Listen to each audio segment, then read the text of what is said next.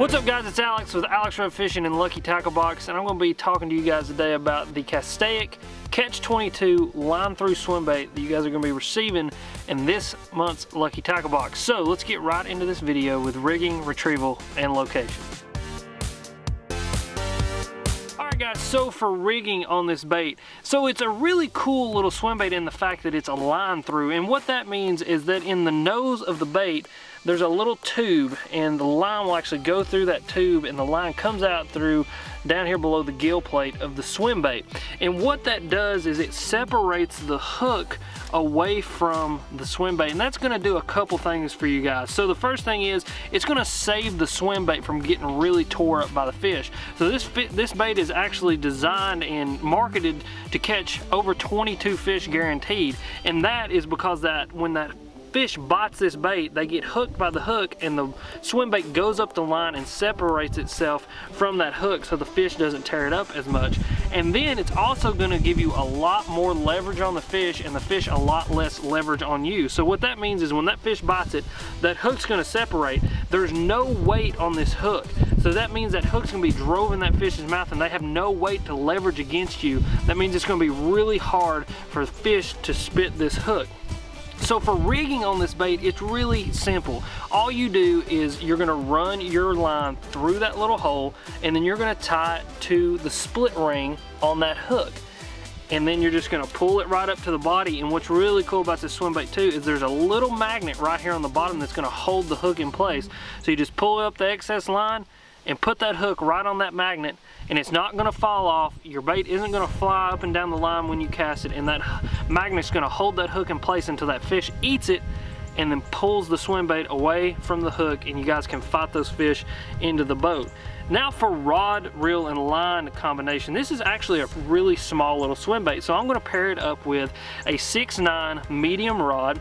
I'm going to on this rod right now I have braid just because I also use this rod for topwater, so out of convenience I just tied a 12-pound fluorocarbon leader. You guys can use leaders, but if you were going to fish this swim bait, just straight fluorocarbon would do. So that 12-pound fluorocarbon leader material is what I have now, just out of convenience. And then I'm going to pair that up with a 6:3-to-1 gear ratio reel, just so I can slow roll this swim bait and get all the action out of it. So let's jump up on the deck of the boat and we'll go over retrieval and location. Alright guys, so retrieval on this bait is really simple. This little swim bait is a multi-jointed swim bait.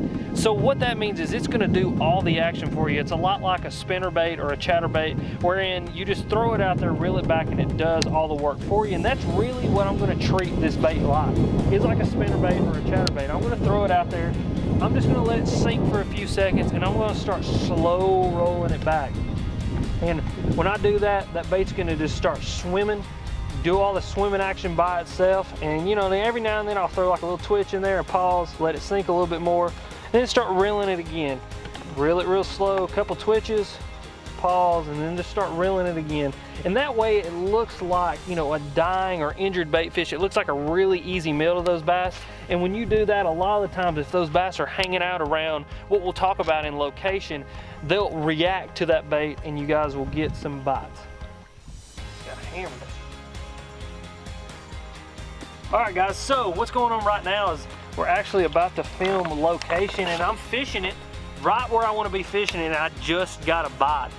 So as you guys can see, I've got a tree right here in front of me, and that's really the location I'm going to be focusing on with this bait.